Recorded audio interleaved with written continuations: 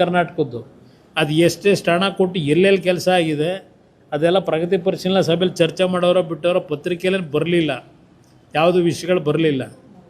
ಏನು ಚರ್ಚೆ ಮಾಡ್ಕೊಂಬಂದರೋ ಗೊತ್ತಿಲ್ಲ. ಇವತ್ತು ಬೆಳಗಾವಿಗೆ ಹೋಗ್ತಾವ್ರೆ. ಬೆಳಗಾವಿಲಿ ಆಲ್ರೆಡಿ ಮಹಾರಾಷ್ಟ್ರದ ಧಾರಾಕಾರ ಮಳೆಯಿಂದ ಇವತ್ತೇನು 1 ಲಕ್ಷ 1.5 ಲಕ್ಷ ಕ್ಯೂಸೆಕ್ಸ್ ನೀರು ಆಲ್ಮಟ್ಟಿಗೆ ಹರಿದು ಬರ್ತಾ ಇದೆ. ಡ್ಯಾಮ್ ತುಂಬ್ತಾ ಇದೆ. 10 ಅಂದರೆ ದಿನಕ್ಕೆ 10-12 TMC ನೀರು. ಅಲ್ಲಿ ಜನ ಏನೇನು ಬವಣೆ ಅನುಭವಿಸ್ತಾವ್ರೆ ಆ ಮಳೆಯಿಂದ. ಇನ್ನೊಂದು ಕಡೆ ಮಳೆ ಆಗದೆ ಜನಗಳ ಬರಗಾಲದ ಪರಿಸ್ಥಿತಿ ಏನಿದೆ, ಆ ಮನೆ ಬಿದ್ದವರು, ಬೆಳೆ ಹಾನಿ ಆದವ್ರದ್ದು ಅವ್ರಿಗೇನು ಸಂದೇಶ ಕೊಡಬೇಕು ಅದೆಲ್ಲ ಕೊಟ್ಟು ಬರೋ ಸೂಕ್ತ ಅಂತ ನಾನು ಅವರಿಗೆ ಸ್ವಲ್ಪ ಒತ್ತಾಯ ಮಾಡ್ತೀನಿ ನಿಮ್ಮ ಮುಖಾಂತರ.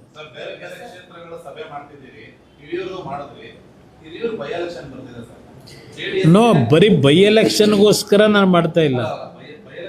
ನಾನು ಎಲ್ಲ ಕ್ಷೇತ್ರಗಳ ಬಗ್ಗೆ ನಮ್ಮ ಒಂದು ಕಾನ್ಸಂಟ್ರೇಷನ್ ಏನು ಮಾಡಬೇಕು ಅಂತ ಇದ್ದೀವಿ ಚುನಾವಣೆ ನಡೆಸ್ತಕ್ಕಂಥದ್ದಕ್ಕೆ. ಆ ಕ್ಷೇತ್ರಗಳನ್ನು ಮೊದಲನೇ ಪ್ರಿಯಾರಿಟಿನಲ್ಲಿ ಆದ್ಯತೆ ಮೇರೆಗೆ ಆ ವಿಧಾನಸಭಾ ಕ್ಷೇತ್ರದ ಕಾರ್ಯಕರ್ತರುಗಳನ್ನು, ಲೀಡರ್ಗಳನ್ನ ಕರೆಸಿ ಅದಕ್ಕೆಲ್ಲ ಏನಾದ್ರು ಸಣ್ಣ ಪುಟ್ಟ ಗೊಂದಲಗಳಿದ್ದರೆ ಸರಿಪಡಿಸೋ ಕೆಲಸ ಮಾಡ್ತೇವೆ. ಯಾವುದನ್ನು ಹಿರಿಯೂರು ನಾವು ನಮ್ಮ ಪಕ್ಷದ ನಿಲ್ಲಬೇಕು ಅಂತಕ್ಕಂಥದ್ದು ಎಲ್ಲರ ಅಭಿಪ್ರಾಯ ಇದೆ.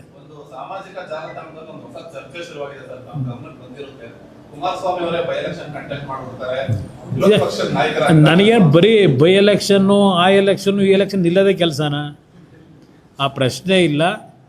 ಈಗ ನಾನು ಕೇಂದ್ರದಲ್ಲಿ ನರೇಂದ್ರ ಮೋದಿಯವರ ಸರ್ಕಾರದಲ್ಲಿ ಮಂತ್ರಿ ಏನಿದ್ದೇನೆ, ಹಲವಾರು ಜವಾಬ್ದಾರಿ ಕೊಟ್ಟಿದ್ದಾರೆ. ಆ ಜವಾಬ್ದಾರಿ ನಿರ್ವಹಣೆ ಮಾಡ್ತಕ್ಕಂಥದ್ರ ಕಡೆ ನನ್ನ ಗಮನ. ಅದ್ರ ಜೊತೆಗೆ JDS ಮತ್ತು BJP ಮೈತ್ರಿ ಪಕ್ಷದ ಮುಖಾಂತರ ಕರ್ನಾಟಕದಲ್ಲಿ ಇಂಥ ಒಂದು ಕೆಟ್ಟ ಸರ್ಕಾರ ಏನಿದೆ ತೆಗಿತಕ್ಕಂಥ ನಿಟ್ಟಿನಲ್ಲಿ ನಾನು ಹೋರಾಟ, ಇದು ಒಂದು ನನಗೊಂದು ಜವಾಬ್ದಾರಿ ಇದೆ. ಆ ಕೆಲಸ ಮಾಡ್ತೇನೆ.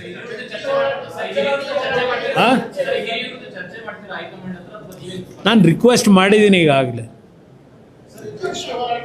ಹಾಂ,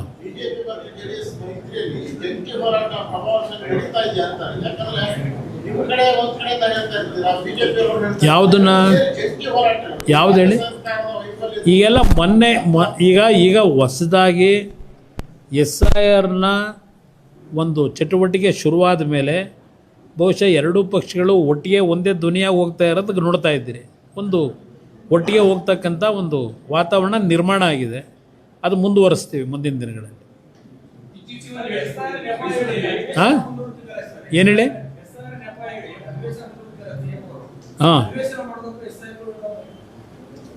SIR ಪ್ರಕ್ರಿಯೆ ನಡೆಯೋಕ್ಕೂ ಅಧಿವೇಶನಕ್ಕೂ ಸಂಬಂಧ ಇಲ್ಲ.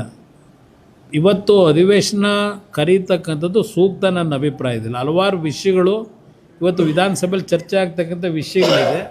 ಆ ದೃಷ್ಟಿಯಿಂದ ವಿಧಾನಸಭೆ ಕಲಾಪ ಮಾಡೋದು ಸೂಕ್ತ. ಯಾರು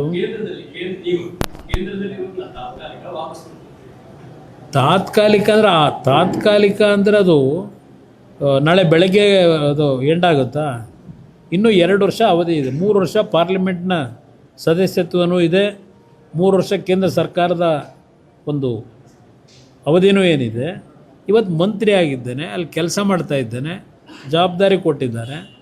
ಇಲ್ಲಿ ರಾಜ್ಯದಲ್ಲಿ ಅಲ್ಲಿ ತಾತ್ಕಾಲಿಕವಾದ ಕೆಲಸ ಅಂತ ಹೇಳಿದೆ. ಹಂಗಂತ ಹೇಳಿದ್ರೆ ಇಲ್ಲಿಗೆ ವಾಪಸ್ ಬಂದುಬಿಡ್ತೀನಿ ಅಂತ ಅಲ್ಲ.